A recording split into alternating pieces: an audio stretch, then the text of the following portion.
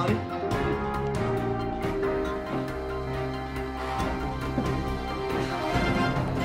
I'm here.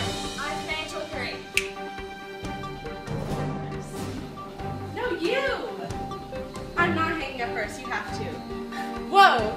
Hey guys, I'm from Sika Romani.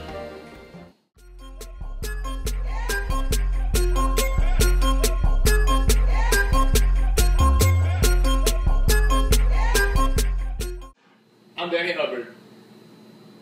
Hey man, I don't know what done happened. I guess y'all must have caught amnesia in my absence. I ain't been gone that long, have I? Well, just for your reminder, how about the crown meet the throne right here? Good morrow, and welcome to the evening coverage on Dash, your national source for podcast knowledge. Today, we will be focusing on how race and ethnicity plays a role in young adult literature. So, let's start off with some basic facts. Did you know that at least 2 million American children are of mixed racial descent and mixed-race marriages are on the rise? No! I did not know that. Well, according to a 1996 article in the Seattle Times, the number of interracial couples has jumped by 275% since 1970, compared to the 16% increase in the number of same-race couples during the same time period. Yeah, Hamsika! I'm sorry, it's just inequality in young adult literature just gets me so angry sometimes. But that was almost 16 years ago. As diversity rises in our society, authors of young adult literature have to adapt their writing to reflect these societal conditions.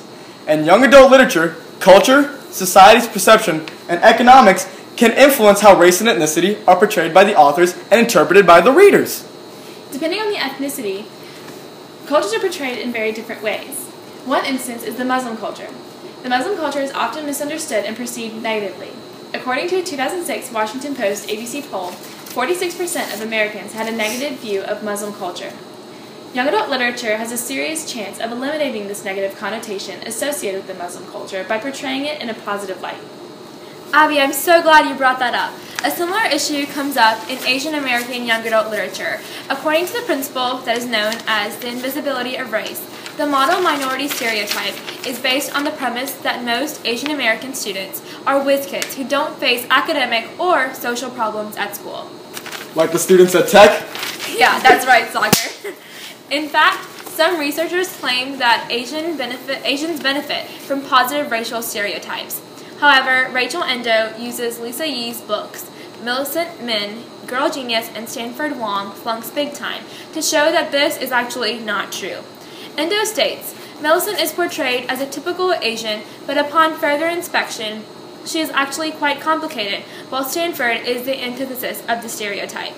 Yee offers this complex portrait of how two Asian American youth have differently responded to school norms to show that stereotypes are in fact not really helpful to Asian students. Another stereotype that is presented in young adult literature is that family is very important in Asian culture. This presents itself in young adult literature when main characters try to balance being American but also making their parents happy by retaining some of their culture. Endo asserts that the bonds between family members is intergenerational relationships, particularly between grandchildren and grandparents, represents a central part of the Thai American youth's process of self-actualization. This demonstrates how the stereotype affects the plot of the majority of this kind of literature. That's really interesting. Also, did you know that schools which do not have a large percentage of Asian American students often choose not to incorporate Asian American young adult literature into the curriculum because they think that it does not appeal to the students? Two novels, Finding My Voice and Saying Goodbye, are Asian American texts that deal with contemporary issues. In both novels, the main characters are female who encounter several problems which seem to occur in various other young adult literature texts, such as trying to fit in, living above the influence, and questionable friendships. This brings about the possibility that the ideas that go into young adult literature are all universal. In 2000, the U.S. Census found that of all the American children under the age of 18, 2.85 million were identified as belonging to 2 or more races. 38% of mixed-race individuals enumerated were under the age of 18, as opposed to the 26% of the total population, indicating that the mixed population is growing faster than the monoracial equivalent. The latest census found that the mixed race adolescents are the fastest growing youth group in the country. Since multicultural youth and adults make up such a large part of the society as a whole, it would be expected that their roles in young adult literature would represent their role in society. Instead, young adult literature of the past has held on to past stereotypes over several different minority groups. The truly troubling part of young adult literature is that most characters are predominantly white. When a description is given of a character, readers automatically assume that the character is white. Black characters are only prominent in books about slavery and the Civil War, while Jewish characters have the same problem in that they are only important in books based on the Holocaust. Mulatto characters usually fit into either the mulatto heiress or tragic mulatto characterization. Rarely are mulatto characters the main character or given a first-person voice, as they are usually treated as objects, never as subjects. This reminds me of a couple books that I read as a young lad. One was Twain's Pudd'nhead Wilson, and the other was Hurston's Their Eyes Were Watching God. Both works were considered abnormal and radical views about racial lines for their time. American Indian characters are very seldom written about due to issues on political correctness and whether or not the author is a real Indian. When they are written about, they are usually classified through crippling stereotypes and are portrayed as side characters. All black characters seem to be the same, children at the hands of white men. Yet, these children do not span both race characteristics. They are mainly subjected to the stereotypes of the black community. Have you ever thought about the minor presence of mixed race characters too? No, I didn't think of that, Sagar.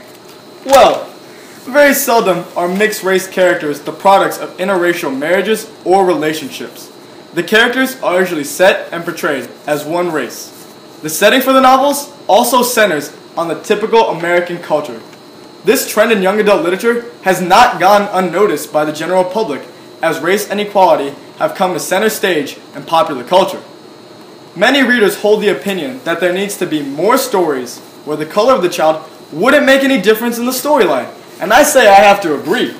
However, many people say that diversity in books needs to be changed, but they are complacent. To further accentuate your point, Rhys Brennan, an Irish panelist, challenges authors by contending that writing with attention to the different world people see and the different issues they face makes writers better, and with luck it can make the readers see a different world.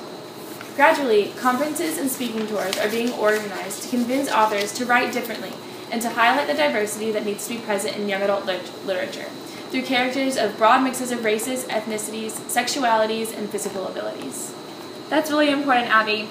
Now let's move on to the fact that the illustration of race and ethnicity in young adult literature is also significantly linked with economic factors and pressures. The prominence of white characters in young adult literature is a vital part of how diversity is conveyed to the readers. It is often found that books with images of non-white characters on their covers don't sell nearly as well as books that have covers with white characters on them. This epidemic is what is known as whitewashing. As a result, students and schools are not purchasing books that involve minority characters. Isn't that crazy?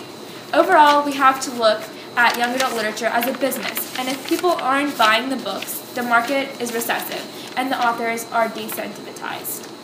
Also related to whitewashing, did you know that 5 of the top 10 bestsellers for young adult books for the HarperCollins feature a white female on the cover? For example, in the popular young adult literature novel The Hunger Games, which I'm sure we've all read, by Suzanne Collins, Rue, one of the main characters, became a publicized issue because of her African-American identity in the movie and book. Wait. Hold up. You guys aren't even going to believe what I'm about to drop down right here.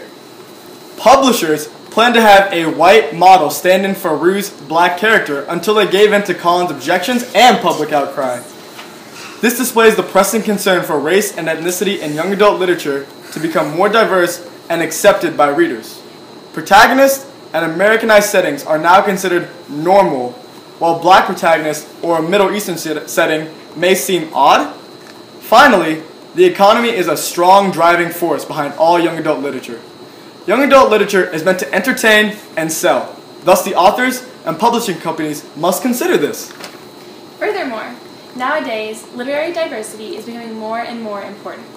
As the population increases, only a slight growth has been seen in the number of children's and young adult books published that explore mixed-race family themes.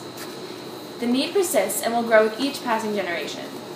A negative aspect of this need is that sometimes publishers and writers rush to fill the demand, and the market floods with less than outstanding work.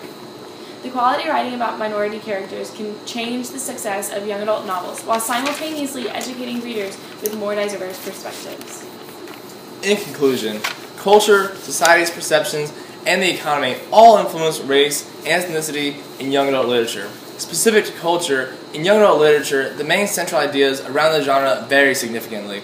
This is seen when comparing young adult literature based on a Muslim culture to young adult literature based on an Asian American culture.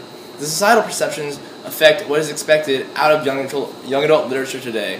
For example, what appeals to the largest majority, which happens to be white Americans. This concludes our podcast for tonight. Thank you for turning into Dash, your only source for young adult literature goodness. And remember to tune in next week as we discuss what the sticky stuff under your desk really is. Is it gum? Maybe. You'll have to wait until next week to find out. Thank you, and good night. Psycho, I'm liable to go Michael. Take your pick, Jackson, Tyson, Jordan, Game 6. Fall so hard, got a broke clock. Rollies that don't tick-tock.